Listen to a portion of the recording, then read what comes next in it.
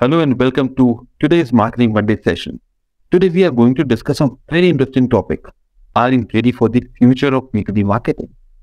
I am Naveen Singhal, Chief Experience Officer, Tech Plus Media, CXOTV, and your host for today.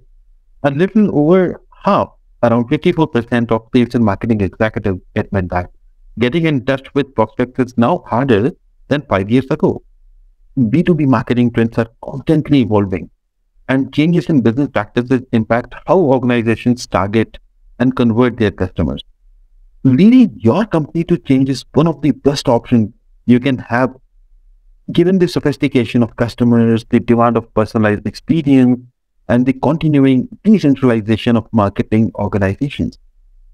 If you want to remain competitive, you need to stay on the top of these modernizations. This is why recognizing and preparing for the future of B2B marketing is of paramount importance. To understand this transformation in detail, we have with us very eminent guest, Mr. Rahul Menon, Group Marketing Manager, Zendesk India SAARC.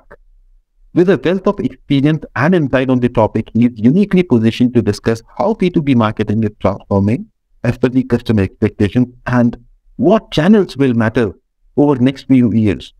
Join us as we explore the areas of marketing that will see drastic changes and how AI is going to redefine the B2B marketing space.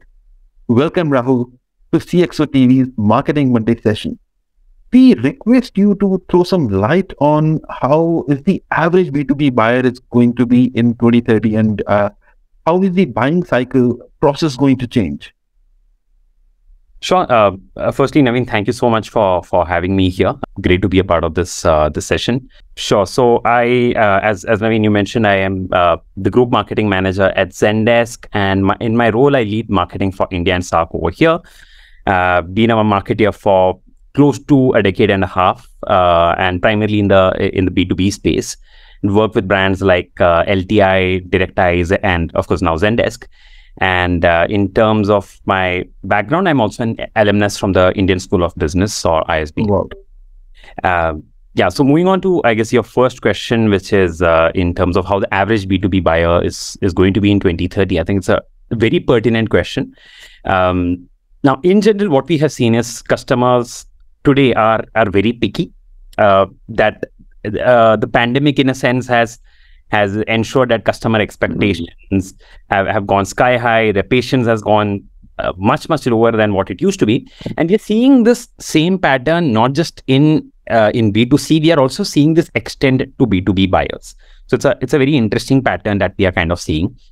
And another interesting trend is, see, just like marketeers are becoming much more savvier, so we end up using a lot of tools.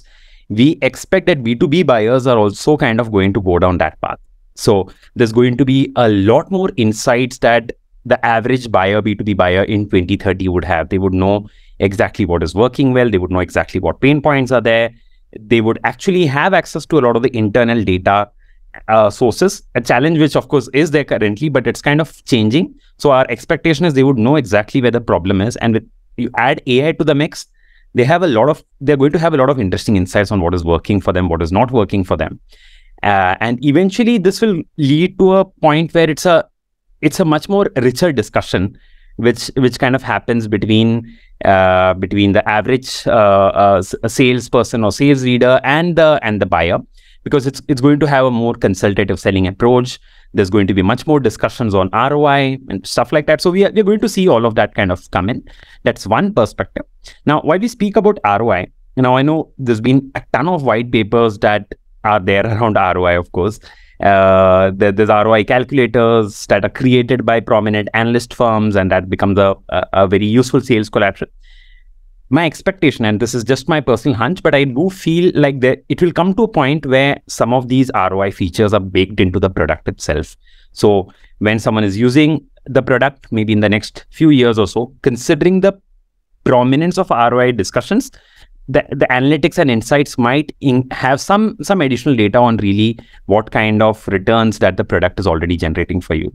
And that's going to work very well for companies as well, because then that makes the post-sale conversation that much easier. The customer success already has a lot of insights, but adding more ROI related details over there, it makes it easier for the customer success team. makes it easier for the sales team when they go in for a renewal. So all of that is what we are kind of expecting to see. And also from a buying committee perspective, we expect that the teams will be a lot more cross-functional. There's going to be a more cross-functional decision-making teams. You're already kind of seeing this happen. Like if I'm just thinking or taking a case of, say, maybe customer support or customer experience, we're seeing that there's a cross-functional decision-making team that's already there. Because obviously there's a range of initiatives where no single function can really deliver all that is needed. So you need those cross-functional perspectives, and that's going to become more and more prominent. And finally, all of this is going to culminate in greater sales and marketing collaboration. It's a point which I probably will be reiterating a couple of times. But without that sales marketing collaboration, we don't see organizations succeeding even now, but it's going to be much more important. It's going to be a point where sales and marketing teams would want to speak the same language, would want to track same or similar metrics. And yeah, that's where we see the entire evolution going forward till about 2030 or so. That's great. So, Rahul, what are the channels, or what channels will matter, and what channels will probably not? Again, great perspectives. I most of the things which I'm talking about is my attempt at looking into the future. Might not necessarily happen, but from what I'm seeing and when we are looking at the past, one of the things which you're seeing is marketers definitely have this shiny new thing syndrome. We always look at what is new in the market and then we kind of run after that. No, in many cases it's good, in some cases not so much. But what it does do is there's a lot of additional channels which we end up exploring along the way. So with the pandemic, of course, there's been that ongoing shift to digital. We're seeing a lot of that shift happen to digital areas in terms of digital ads, digital spending, and other channels which are not necessarily conventional, but we are also seeing some of those ending up moving towards digital. On the flip side, digital is also not going to be as straightforward, because what we're seeing is customers have become much more conscious of their privacy. And we are expecting that the changes to cookies that's kind of being the changes from that Google is going to initiate in terms of cookies, which is expected to come sometime in 2024. This is going to make a lot of difference in how effective some of those marketing approaches are. So we are going to probably get a point where there's going to be a lot more reliance on, say, first-party data instead of the current approach on, say, third-party data. And interestingly, this is also something which we see not just in marketing, but also in customer support. So it's going to get to a point where companies would want to use what data they have and use that data to really provide and deliver those compelling experiences. Make it clear that if you are having customer data, you are able to leverage it for the customer's benefit. There might be various ways in which companies might take this route. There might be incentivization, maybe some kind of a welcome gift for sharing some of those details, or it could be a range of other things in terms of like better experience, as we discussed. But the idea is we will see and we will expect companies to look at more first-party data and really leverage that first-party data, because right now the tools to leverage first-party data are not necessarily at the point where we would want it to be. So the over-reliance on third-party data and the shift towards first-party data, that will definitely be there. I know cohort-based solutions is also one of those things which kind of keeps getting spoken about. So yeah, we're expecting that to also kind of come through. An interesting pattern which we have seen is most of us probably expected in-person interactions to completely die out. During the pandemic, we were like, okay, yeah, everyone is moving towards virtual. But surprisingly, as the pandemic has eased, we're seeing that people are just craving for those in-person interactions. It's maybe not quite the same level as what it was before the pandemic, but people are definitely flocking back to those in-person events, roundtables. And we had seen a lot of content around how these will die, but it's not quite happening. But we are definitely seeing some amount of rationalization. So we are seeing that it will become a lot more targeted. It will become a lot more selective in terms of the approach. But we are seeing that this is definitely going to be a key part, until and unless maybe we get to a point where our augmented reality and virtual reality solutions get to a point where an almost real life like interaction can be delivered virtually. Till that point, we do not see this kind of thing ending. So it's still there. And probably will continue to be there even in 2030 or so. I know account-based marketing has been a very prominent buzzword for the last several years, and it's good. Definitely, there's been a lot more focus, but there's a need to ensure that the intent data, which of course is a key part of any account-based marketing, you have to see that the intent data and all the other data that we are relying on over here, it's really working well. And I know there are certain pockets where it works well, certain pockets where it does not. Like for India, if I look at intent data, we see a wide difference in terms of the intent data, which is there for maybe an India market versus say maybe, I don't know, a US market, for instance. So we're seeing those kind of massive changes, and maybe we will see that kind of shift at collecting better data and all of that, and maybe that will change the entire way. But yes, account-based marketing as a tactic, as a strategy is definitely here to stay. And as companies become more and more intentional about who their target organizations or target firms are, this is going to become even more relevant. And finally, I know there's display ads. Display ads is very common, but we're seeing it to be on a downward spiral for the last several years. My personal expectation is I don't see that to be as relevant for B2B. Again, it's just maybe from what I have seen, need not be necessarily what other marketeers might feel, but I don't necessarily feel that display ads will probably work. On the flip side, I know there's been a lot of articles around how content marketing is going to get impacted due to AI. I don't think content marketing will be dead. It probably will never be. We might see a shift in channels. We've already seen that maybe instead of it just being classical text, it's more to say video-based formats or podcast-based formats and all of that. Maybe we will see that shift. Maybe it will be some other channel which we have never even thought of. But content marketing will exist primarily because it's serving a very crucial need. Customers are still out there. They're looking at getting information about specific areas. Like for instance, if I'm looking at something around marketing, I do end up searching and I do end up going to some or the other marketing service provider website if I'm trying to get some useful information.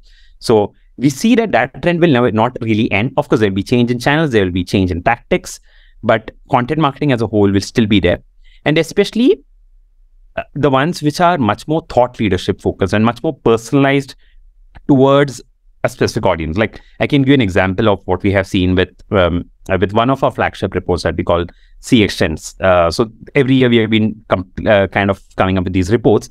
And for this year's report, we had an option to get insights which are based on the company's industry, the company size, the region or country that they're based out of, and all of that gives them very relevant data which they can then use to form their strategy and their decision making for that entire year. So we see that is going to definitely continue, and yeah, that's what my expectation is over here. So you have talked about VR, AR, and AI.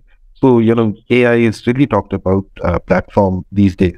So what do you think is the role of AI in this space? Which functions or areas within the marketing we'll see drastic changes due to AI? Personally, I'm just basing it on what I'm seeing currently. There's of course certain expectations that we have as to how things are going to evolve. So one is, as you rightly said, I know with ChatGPT, there's a lot of buzz in the market around AI, and rightfully so. I mean, the first time I used ChatGPT, I was quite blown away with what all it was capable of. But then when you start using it a bit more, you kind of also start looking at some other areas where maybe there could be a little bit more enhancements coming in, or maybe you see some of the other shortcomings. It might be a point where we are nitpicking, but we do see that it might not necessarily fit in everywhere. In terms of areas where it works, it definitely works in terms of, say, uncovering newer content topics. If I'm thinking of, say, maybe one specific area where I need content ideas to prepare my entire content calendar for the year. AI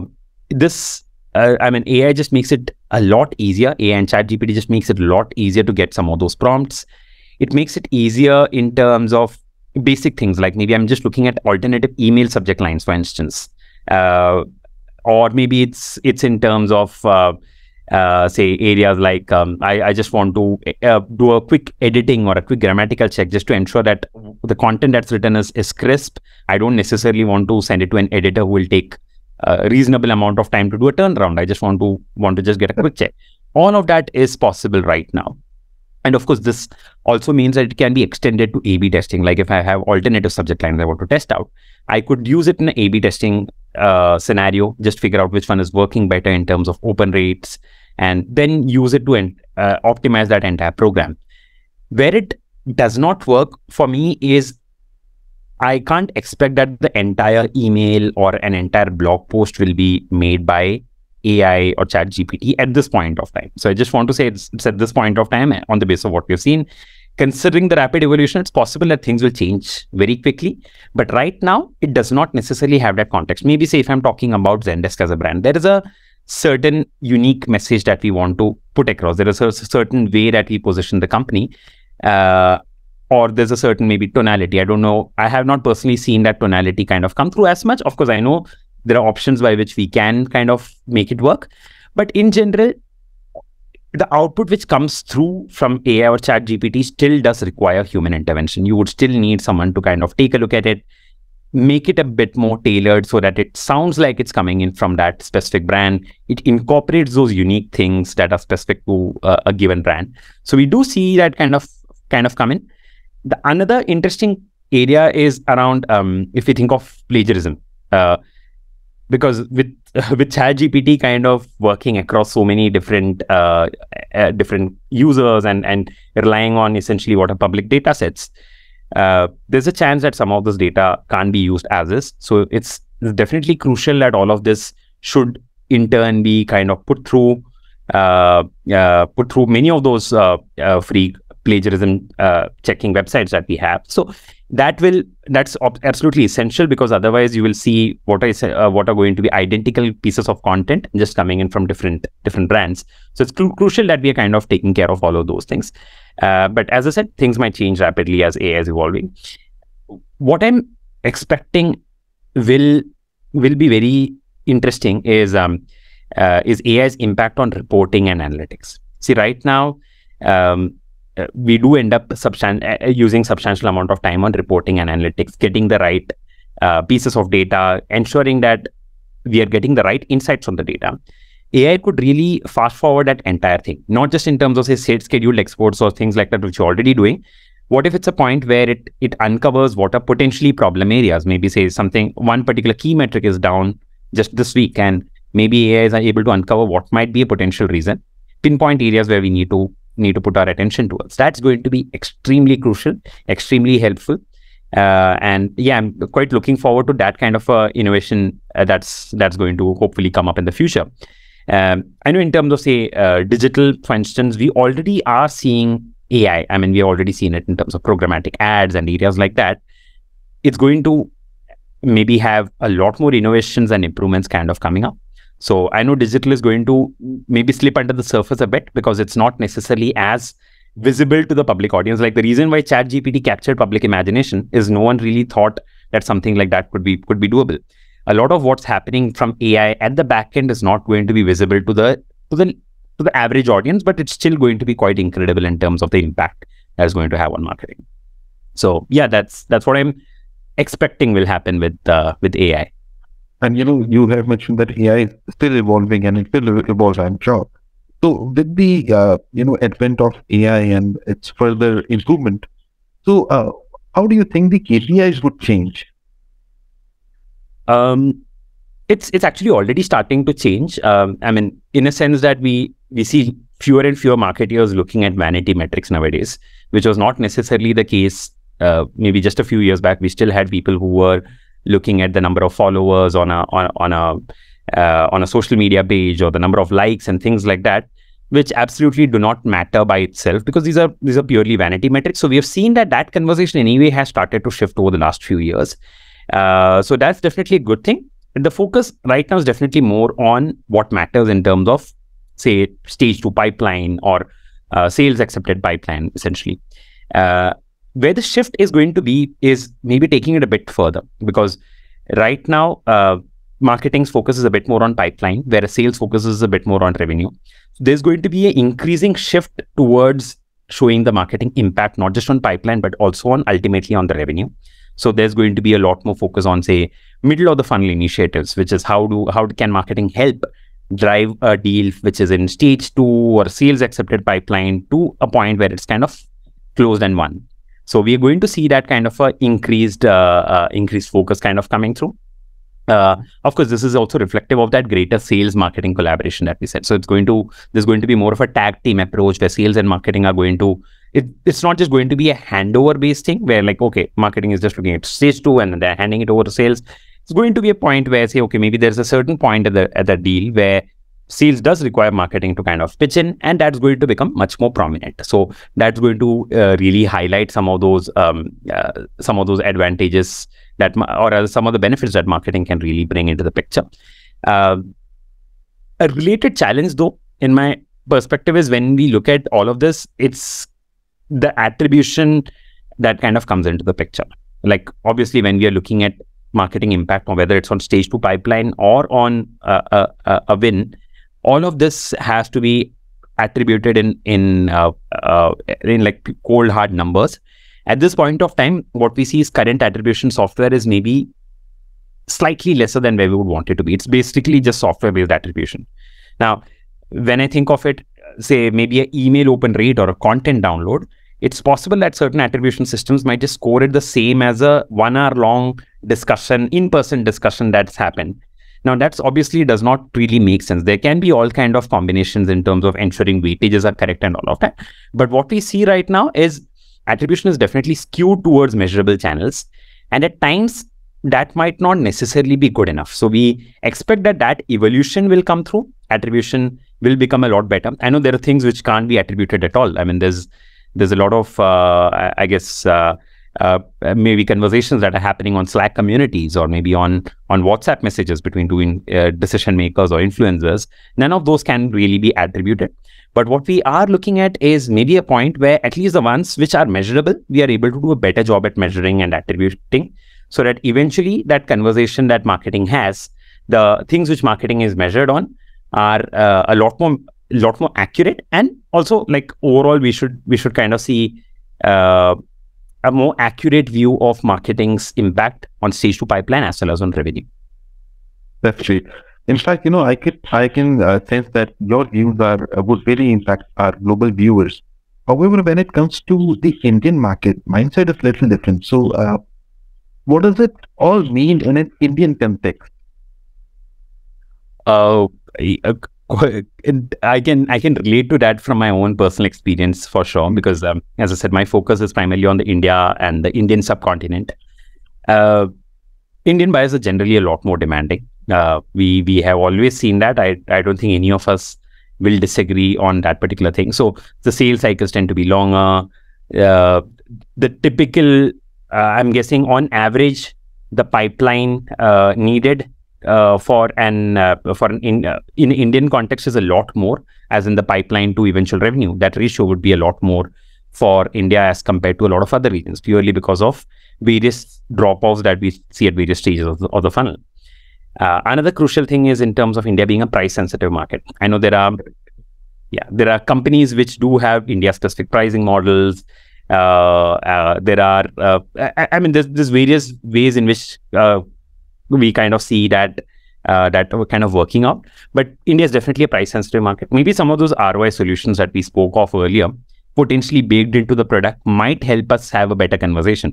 It's like for every dollar that a company is investing into purchasing a product, if there is a $10 return that can be easily showcased, maybe that might make that entire conversation a lot easier, because then the discussion is not so much on price, it's more about what kind of value we are able to bring in.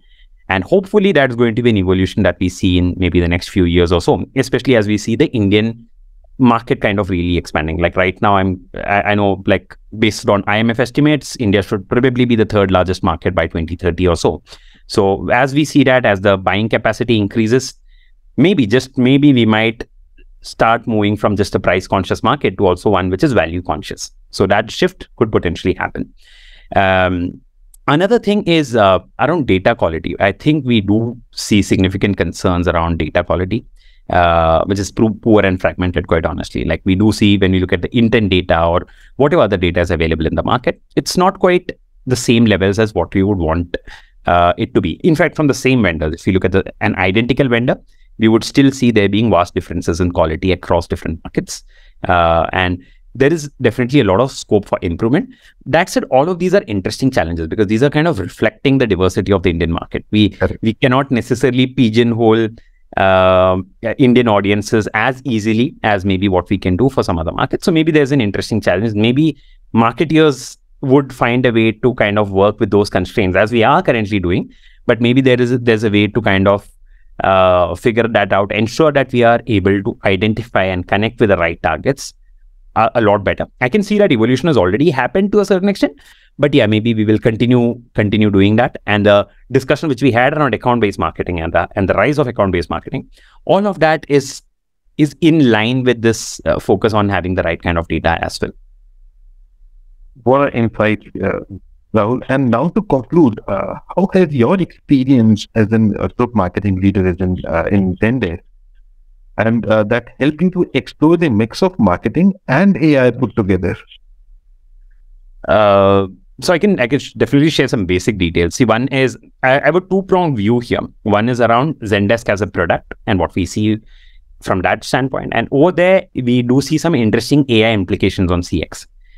Because imagine a scenario where, say, like with ChatGPT and everything in the mix, people are just thinking of what all is possible. So there's obviously a lot of possibilities that we see in terms of AI. This wide-ranging investments that we see from C-suite stakeholders in terms of AI in customer experience. My second perspective as a marketer is kind of similar in the sense that optimism towards AI that we see, it's extending across multiple functions. So we see that across customer experience, customer support, but also in a large way to marketing. So we are seeing that there is increased interest in terms of how we can leverage that particular area. What we have seen currently, and this is what we kind of discussed earlier, it's going to be a bit in line with the initial implementations are primarily in terms of content marketing. How do we make the entire content marketing cycle a bit better? Can we use that for content calendars? Can we use that for getting email subject line options? Can we use these insights to then use it for A/B testing and in turn get better outcomes out of whatever marketing campaigns that we're running? And of course, the basic editing and stuff. I would love for it to get to a point where we are looking at maybe the reporting and analytics also kind of coming in from an AI.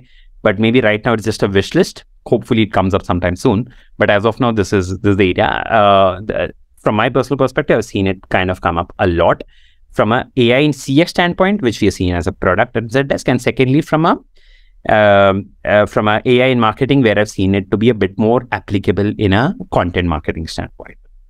That's great. And thank you for your valuable insights on this very interesting topic. And to my audience, please book on to CXOTVnews for more such wonderful interviews. Thank you very much, Rahul. Thank you, everyone. Thank you so much, Naveen. Pleasure to be here. Thank you. Bye-bye. For more updates from CXO TV, please like and subscribe to our channel.